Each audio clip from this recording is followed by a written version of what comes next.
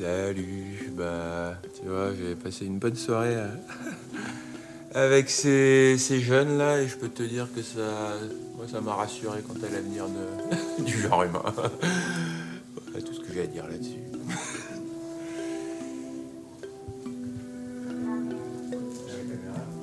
On discute jardinerie. Avec ce paysage incroyable. Et à côté de celle qui nous accompagne tout le chemin, on dirait la Vierge. Ça c'est une chapelle, une église. Avec la Vierge qui regarde là-haut. T'as vu comme elle Et est belle? avec la statue. Merci maman, merci. Et en fait, tu vois, c'est dans ces moments-là où tu te dis c'est fait plein de petits signes.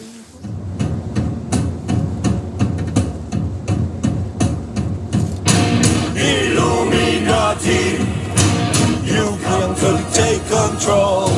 You can take my heartbeat, but you will break my soul. We all shall be free.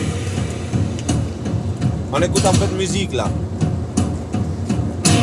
Illuminati, you never take control.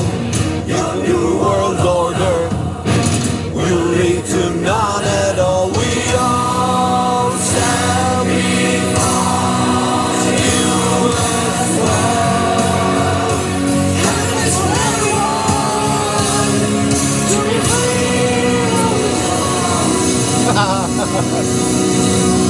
On écoute un peu de musique, on a dit.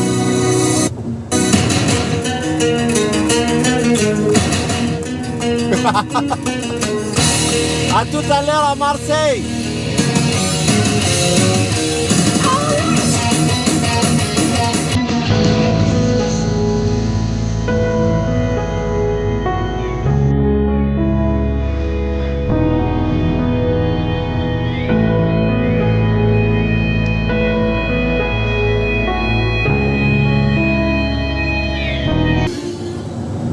C'est magnifique. Ah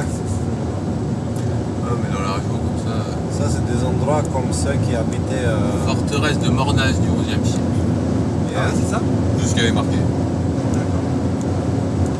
Complotistes. Théorie du complot. Brûlé. Au bûcher. Ok, bûcher.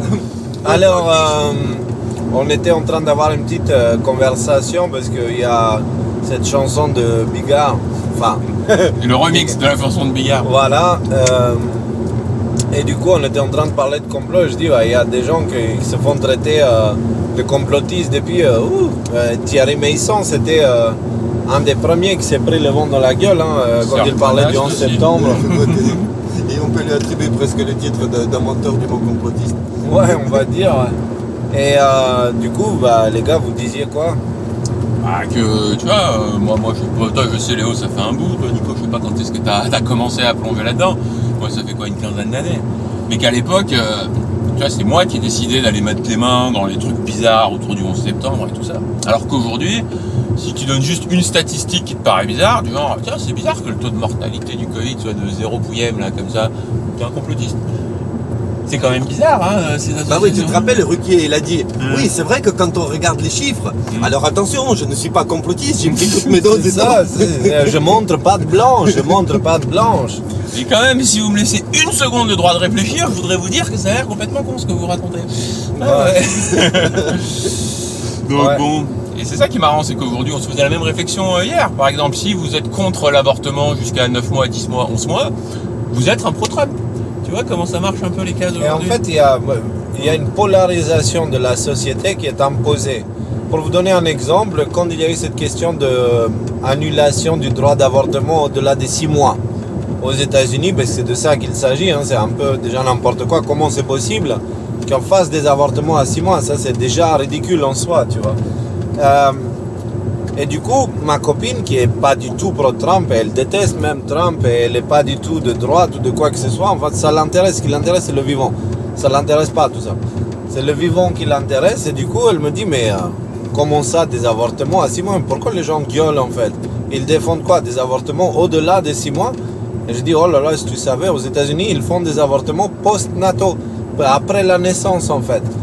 Et oui, c'est une réalité, c'est très rare, mais c'est une réalité qui légalement, c'est possible à cause de cette histoire légale qui a été annulée justement récemment. Elle dit, ah ouais, mais ça c'est pas bien, c'est n'importe quoi, déjà 3 mois c'est limite, etc. Et je dis, ah bah voilà, maintenant tu es aussi complotiste et tu es aussi pro-Trump. Elle dit, bah non, je suis pas pro-Trump. Je dis, ah bah les autres en face, c'est ce qu'ils vont dire. Hein. Donc on se retrouve dans un monde où soit tu suis la rhétorique, soit tu es complotiste. Donc il y a 2 tiroirs maintenant, il n'y en a plus de tiroirs intermédiaires. C'est soit le tiroir de la rhétorique, soit celui d'en face, tu vois. Et en France, aux États-Unis, c'est Trump ou machin. En France, c'est soit des complotistes, soit des pro-Macron ou pro-rhétorique. Il n'y a plus les tiroirs intermédiaires. Et ça pose un gros problème parce que ça veut dire qu'ils essayent de mettre ensemble tous ceux qui ne sont pas d'accord avec la rhétorique et former un groupe avec toute la diversité qu'elle contient, bah justement de la tuer, d'éliminer cette diversité et de la colorer, de la montrer comme un ennemi, comme des gens fous. Ils me disent que je suis fou, que je suis bête, que je suis con, un complotiste décervelé qui a trop de temps. Bah voilà, c'est ça en fait. Tous ceux qui remettent en question la rhétorique officielle, ils sont toutes ces choses-là aux yeux du système. Voilà. Et ça, c'est extrêmement dangereux parce que quand tu finis avec une société polarisée comme ça, tu conduis les gens vers des tiroirs et dans ces tiroirs-là, franchement, les deux, ça pue. Ça sent très mauvais en fait. Et puis ça t'enlève toute forme de réflexion. Parce que du coup, si tu es contre l'avortement, ça veut dire que nécessairement tu es pour les armes à feu, ça veut dire que nécessairement tu es pour le pétrole, ça veut dire que nécessairement, pour ta positionnement sur un aspect de la société, va conditionner, pas dans ta tête, mais dans la tête des autres, ton positionnement sur tous les autres aspects de la société. Et ça interdit toute nuance, ça interdit toute réflexion. Parce que finalement, entre les 2 extrêmes, il n'y en a pas un qui a raison. Bah moi, ce qui m'interpelle, c'est qu'avant, pour être traité de complotiste, il fallait avoir au moins une théorie, quoi. Aujourd'hui, il n'y a même pas besoin de théorie. En fait, tu vois un truc qui est rouge, d'accord, tu dis qu'il est rouge, alors qu'on veut que tu dises qu'il est vert. Bah ça y est, tu es déjà complotiste. La vérité daltonienne, c'est comme ça. La vérité daltonienne, c'est ça. C'est quand, en fait, c'est un peu à l'image du monde, comment il transforme, où on fait passer l'exception pour la norme. Vous savez. Et ça concerne un peu tout, hein, cette question d'avortement, LGBT, tout. C'est quoi, même la météo, on m'a donné un exemple intéressant d'une personne avec qui on a passé du temps hier. Qu'une personne avec qui on a passé du temps hier qui me disait que dans son bureau, les gens étaient constamment le nez collé sur la petite icône de la météo. Et il disait, mais attends, c'est pas normal, il devrait pleuvoir. Pourquoi il pleut pas? Complotiste. Non, mais c'est ouais. Si la météo dit qu'il va pleuvoir, les gens sortent les parapluies et ils se mettent en dessous même s'il y a un ciel bleu et du soleil, tu vois. Mais heureusement, ça devient de plus en plus minoritaire et bah voilà. Confirmation. Du coup, on est à 15 minutes. À tout à l'heure. On arrive à Marseille. Marseille.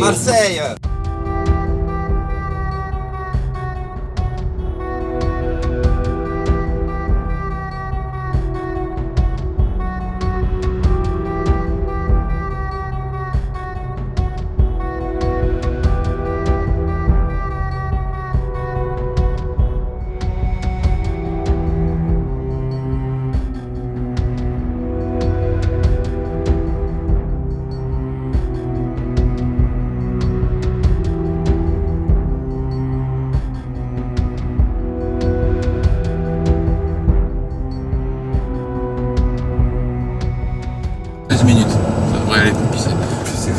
C'est vrai que tu as une message. Moi, je te rappelle de laquelle tu as annoncé. Bon, bah ça c'est pour nous, ça. Je te connais, Oui, oui.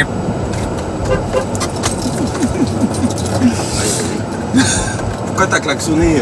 T'as attiré l'attention alors que moi j'ai envie de faire pipi, je sais quelque part là. La vengeance de l'Albanais. Putain, il y a beaucoup de voitures, hein. C'est pour nous, ça. Si on trouve une... Ah, regardez. La vengeance est une assiette qui se mange crue. Soit là, à droite. Ouais. Et les gars, sans déconner, le parking est parfait, l'endroit est parfait. Le temps est parfait, Tu vas nous le faire tous les jours, Léo, c'est bon, voilà, on est protéinés. Jamais s'habituer. T'as raison, je suis un peu. Le temps est parfait, mais il fait chaud. Il est parfaitement chaud. Moi, personnellement, viens taper 6 mois à moins 30 degrés, tu vas voir que tu te plaindras plus jamais un seul jour de ta vie de la température de Marseille. Bonjour tout le monde. Ah oui, ça arrive. Attends, une seconde. Parce qu'il y a des gens qui sont à l'autre partie. Ah ouais? Tu es dans un endroit magnifique et ce serait dommage de passer tout ce temps sur un parking au milieu des voitures. Il faut faire les bisous aussi. Il y en a parmi vous qui connaissent l'endroit un peu?